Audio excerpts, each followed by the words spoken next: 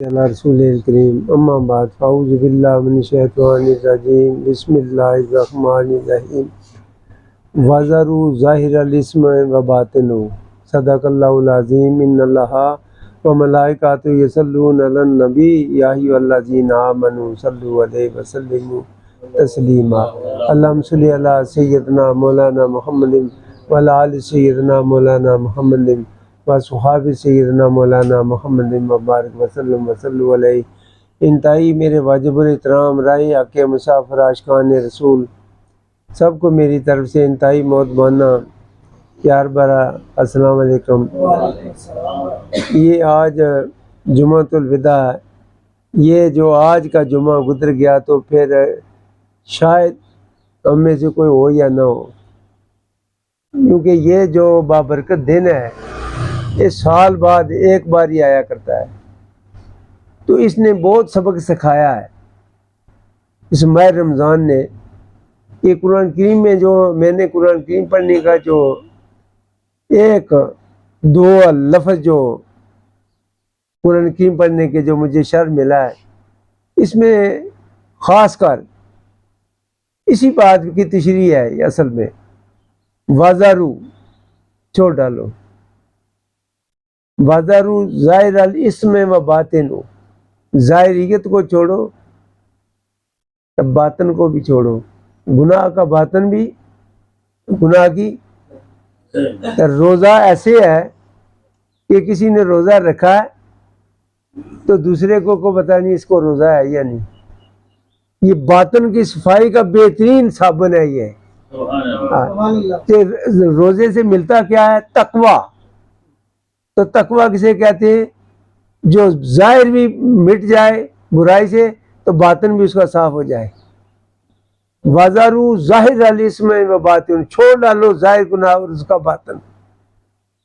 باطن یہ ہے کہ جو ہمارے دل میں برائی کا خیال جو پیدا ہوگا، نقشہ بنے گا تو تعمیر ہوگی، نقشہ ہی نہیں بنا تو تعبیر کا، جو پیدا ہی نہیں ہوا مرے گا کیسے؟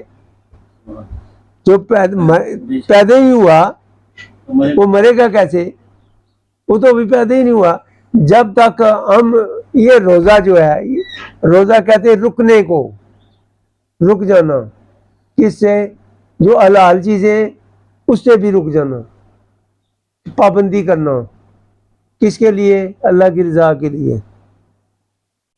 یہ چھپے ہوئے بھی ظاہر بھی، چھپ کر اگر کو کریں گے تب بھی روزہ ٹوٹ جائے گا، ظاہر کریں تب بھی روزہ ٹوٹ جائے گا۔ تو اس کیا کرنا ہم نے؟ برائی سے بچنا، اگر ظاہریت سے بھی، پھر باطن سے بھی۔ باطنی کیا ہے؟ کہ جو لباس زیب تن، اپنا جو لباس ہے زیب تن یعنی خوبصورتی بنانا، اپنے وجود کو سنوارنا، قلت محبوبیت میں قلب سے۔ اصل جو لباس ہے وہ کیا ہے؟ ذکر الہی سے دل آباد کرنا، یہ حقیقت ہے۔ لباس اگر خوبصورت بھی ہو، صوفیانہ ہو، سب کچھ ہو، مگر اندر کا وہ حالات وہ نہ ہو تو پھر وَذَرُوا ظَاهِرَ الْإِثْمِ وَبَاطِنَهُ پہ نہ ہوا۔ اس کا صحیح پریکٹیکل یہی ہے کہ جیسے ظاہری ہماری شکل و صورت ہے، اسی کو ہم نے باطن میں بھی اسی پہ زندگی گزارنی ہے۔ چاہے رات کی تاریکی میں، چاہے دن کی کسی ویرانے میں، اگر برائی میسر آئے تو خدا کو یاد کرے کہ میں اس پروردگار کے سامنے ہوں، وہ مجھے حاضر و ناظر دیکھ رہا ہے، پھر وہ بچے گا تو اس کا باطن بھی پاک ہو جائے گا۔ جب اس کا باطن پاک ہوا، باطن کا اندھیرا چھٹ گیا، باطن کہہ دے پردے کو، پردہ ہٹ گیا، تو پھر باب آدم کو دیکھنا کیا مشکل ہے، پھر محمد رسول اللہ کو بھی دیکھنا کیا مشکل ہے۔ پھر وہ اللہ تبارک تعالیٰ نے کے خاص فضل سے، ذکر الہی کے اس نور سے، اللہ کے ذکر سے اس کا جب باطن پاک ہوا تو چھٹ گیا، اندھیرا چھٹ گیا، قلب مزکی ہو گیا، شیشہ صاف ہوا تو نظر پار ہو گئی۔ اگر فرض کیا آج یہ کام ضرور کرنا چاہیے، کوئی نیک عمل اگر ہم کرتے ہیں کر رہے ہیں، اس پر تعلق صرف اللہ کی رضا ہو، صرف اللہ کی رضا ہو، کوئی دوسرے پہ اس کا اگر احسان یہ سمجھا کہ میں نے کسی پہ احسان کیا تو اس کا اپنا عمل ضائع ہو گیا، کوئی فائدہ نہ اس سے نکلا کہ میں یہ کیا یہ میں نے یہ کیا، میں اتنی خدمت کی تو کس کے لیے کی؟ اللہ کے لیے۔ تو اس کو کیا دیکھ رہا ہے؟ اس کو عزت دی ہے اگر تو کسی نے دی ہے، اسی کائنات نے مالک کے، تو میں بھی اسی کے ساتھ رہوں، میں بھی اگر جو کچھ کروں اسی کے لیے کروں۔ دوسرا یہ ہے کہ اپنے مہمان کی خدمت کرنا، یہ سنت رسول ہے، اپنے مہمان کی توجہ کرنا یہ سنت رسول ہے۔ تو یہ بھی ہمارا ماہ رمضان کا یہ مہینہ بھی ہمارا مہمان ہے۔ اس کی تمام ڈیمانڈ جو ہے کہ سحری کے وقت روزہ رکھیں، اپنی اس کی مدت پوری ہونے تک اپنے زبان، نظر کو اور فحش گفتاری سے اور کسی ایسی چیز حلال ہو یا حرام ہو کھانے سے پرہیز کرے، رکے رہے، اسی کو روزہ کہتے ہیں۔ باطن کی صفائی روزہ کیا دیتا ہے؟ تقوی۔ روزے سے تقوی حاصل ہوتا ہے۔ تقوی کسے کہتے ہیں؟ جس کی ظاہر اور باطن دونوں برائی سے بچ جائے، اسے پاک ہو جاتا ہے، ہدی للمتقین میں شامل ہو جائے گا۔ جب ہدی للمتقین میں شامل ہو جائے گا تو پھر کیا ہوگا؟ اللہ تبارک تعالیٰ کی رحمتیں برکتیں اسے کہا کہ میں ہدایت کروں گا، اسے ہدایت کا دکھا دوں گا۔ ہدایت کا مطلب کیا ہے؟ لفظی معنی کیا ہے؟ دکھا دینا، ہدایت کرنا، یہ راستہ جا رہا ہے، کہ بتا رہا ہے نا یہ راستہ جا رہا ہے، یہ راستہ فلاں، یہ بتانا، راستے کو بتانا، دکھانا، اس راستے میں جاؤ، آگے مدینہ ملے گا۔ دین کا جو تمام انبیاء علیہ السلام کا امام مل گیا تو پھر راستے کو کسی کو پوچھنے کی غرض رہی؟ طریقہ ہی ایسا ہے۔ میرے آقا حضور نے ارشاد فرمایا اپنی ظاہر اور باطن کو ایک جیسا کر لو، جو دل کے اندر ہے وہی رکھو، جو کام کرو اس کا تعلق صرف اللہ کی رضا ہو، کسی بندے کے لیے نہیں، کسی دکھاوے کے لیے نہیں، کسی عزت کے لیے نہیں، کسی شان کے لیے نہیں، کسی کرامت کے لیے نہیں، کوئی میں پیر بن جاؤں یا میں ایسے بن جاؤں، کسی کرامت کی کوئی ضرورت نہیں۔ ہم نے کیا اپنے یار کی یاری کو نبھانا ہے، اس کی رضا حاصل کرنی ہے۔ میں ایمان کی پوری قوت سے کہہ رہا ہوں، اگر مجھے ہوا میں اڑنے کی صلاحیت اگر اللہ دیتا بھی ہے تو مجھے کوئی اس میں کوئی خوشی کی بات نہیں، نہ میں شوق ہے اس کی۔ ہاں اگر مجھے سجدہ شکر کی اگر توفیق دے دی تو اللہ کا شکر ادا کروں گا، تو نے مجھے سجدہ شکر کی توفیق دی ہے۔ جو بھی کام کرے اس کا تعلق صرف اللہ سے رکھے۔ ایک وقت آئے گا تو جب اس بندے کو کوئی پتہ نہیں کہ میں جو کر رہا ہوں کیا میرا پر کائنات کا مالک دیکھ رہا ہے، اگر یہ ایمان ہو تو گناہ ہو ہی نہ۔ یہ پورا کامل ایمان اسی وقت ملے گا جب اسے پتہ چل جائے گا وہ جو میں کرتا رہا ہوں یہ تو سارے کا سارا میرے پروردگار کو تو پتہ ہے، یہ ساری باتوں کا تو اس کو پتہ ہے۔ پھر کامل ایمان کا حقدار ہوگا۔ کامل ایمان ملے گا، ایک ایسا برتن مل جائے گا جس میں نور ایمان ملے گا، اس میں داخل ہوگا۔ جب نور ایمان نصیب ہوگا اسی نور سے باب آدم کو بھی دیکھ لے گا، محمد رسول اللہ کو بھی دیکھ لے گا۔ گویا کہ تمام انبیاء علیہ السلام کی سیر یوں ہی ہے کہ اگر سدرۃ المنتہا بھی جانا چاہتا ہے تو خدا دکھا دیتا ہے۔ جب تک ظاہر اور باطن دونوں مزکی نہ ہوں، پاک نہ ہو جائے۔ ویسے بھی اللہ تبارک تعالیٰ نے متعدد جگہ پہ قد افلح من تزکا، تاکہ فلاح پائی اس شخص نے جس نے اپنے من کو پاک کر لیا۔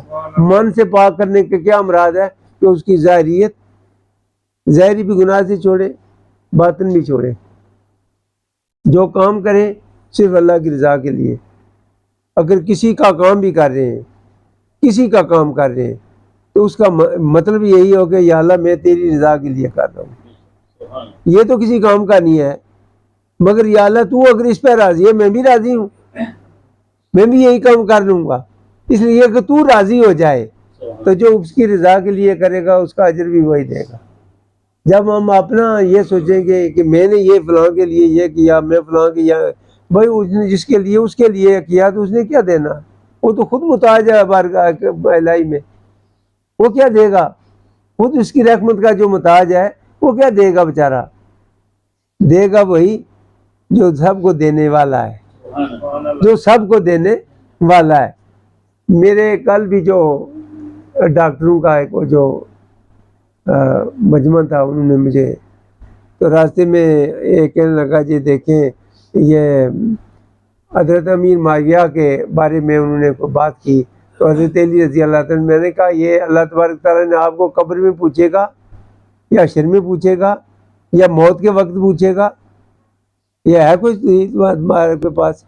تو میں نے کہا آپ کو جو حکم ملا وہ کام کریں، چھوڑیں دوسروں کو کہ ہم فلاں کیا کر رہا ہے، فلاں کیا کر رہا ہے، یہ فلاں کیا، ان نے بھی ایسے کیوں کیا۔ تقدیر کا جو معاملہ ہے، تقدیر کے آگے کسی کی کوئی تدبیر نہیں ہے۔ اگر فرض کیا فقیر کیا کام کیا ہے، کس کے ساتھ فقیر کی دوستی ہے؟ تقدیر کے ساتھ۔ فقیر کسے کہتے ہیں؟ جس کا تعلق تقدیر کے ساتھ ہو۔ وہ تقدیر تو اس کے آگے تو مجال نہیں کسی کی، وہ تو تقدیر کا ساتھ دے گا۔ اگر فرض کیا اللہ کو منظور نہ ہو تو اس کا پتہ بھی اگر اس کے حکم دے بغیر نہیں اگر حرکت میں آ سکتا، تو حضرت امام حسین رضی اللہ تعالیٰ عنہ میں صدقہ جہاں کیا وہ شہید ہو سکتے ہیں؟ اسی کا پتہ چلا انہوں نے پہلے ہی یہ سودا کر دیا، مل وکدا سجن مل جائے تو لے لما جند بیچ گئے ہیں۔ انہوں نے پہلے ہی سودا کر دیا ہے کائنات کے مالک سے، وہ بچے بوڑھے سارے جنت میں لے گئے، بغیر کرائے سے چلے گئے، بلکہ اٹھا کر بلکہ ان کے لیے سختی سے منع کیا، ان کو مردہ مت کہنا، یہ زندہ ہے۔ یہ دیکھو سودا تو انہوں نے منافع کا تو سودا انہوں نے لے لیا، وہ مر تو یزید گیا جو خسارے میں رہ گیا۔ اور حضرت امام حسین رضی اللہ، جب میں نے اسے یہ کہا، حضرت امام حسین رضی اللہ تعالیٰ نے تو اپنا رب راضی کر لیا، رحمان راضی کیا، تو یزید نے تو شیطان راضی کیا، تو شیطان جہاں جائے گا وہیں وہ بھی جائے گا، تو کامیاب تو وہی گا جس نے رب راضی کر لیا ہے، جس نے اللہ راضی کر لیا۔ تو اللہ کی رضا کے لیے چھوٹے بڑے کہا کہ پیچھے چھوڑ کر نہ جاؤں، میرے جو پیچھے رہ جائیں گے تو ان کی انتظار، جس کو راستے میں انتظار کرنی ہے آپ ہی کیوں نہ کر لیں، ساتھ ہی لے کر کیوں نہ چلیں، سارے کے سارے ساتھ لے کے وہ جنت کے سرداروں میں سردار پائے، تو وہ دوزخیوں کا سردار بن گیا، تو منافع والا تو جنت کے سرداروں میں سردار ہے وہ۔ تو یار آپ کس کی بات کر رہے ہیں؟ یہ تقدیر کا نہیں جی، وہ انہوں نے تو یہ کیا، تو میں نے ایسے بات ہوتا ہے تقدیر کے آگے کوئی تدبیر نہیں چلتی۔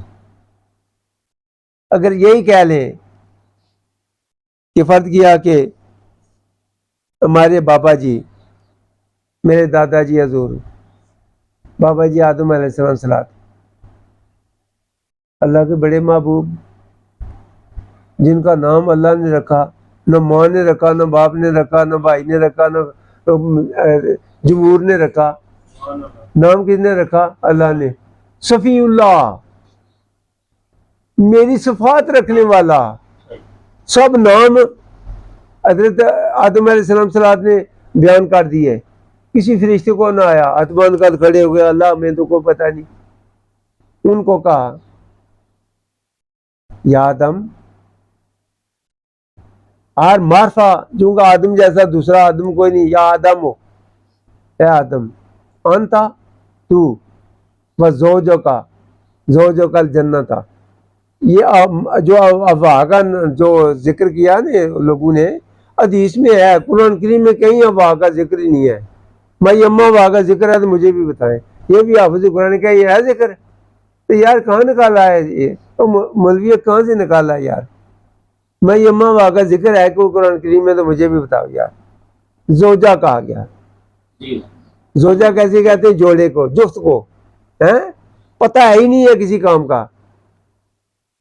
انتا تو بس زوجوں کا الجنت، تیری بیوی جنت، واکلا کھا، ایسو شیتما جو شے اس میں ہے، بلا تقربا اور نہ قریب جانا، حاضی حصہ جا رہا تھا ایسے درخت کے قریب، بالکل قریب سے، حاضی حصہ جا رہا تھا اس درخت کے قریب، پتہ کونا ہو جائیں گا من الظالمین، ظالموں سے۔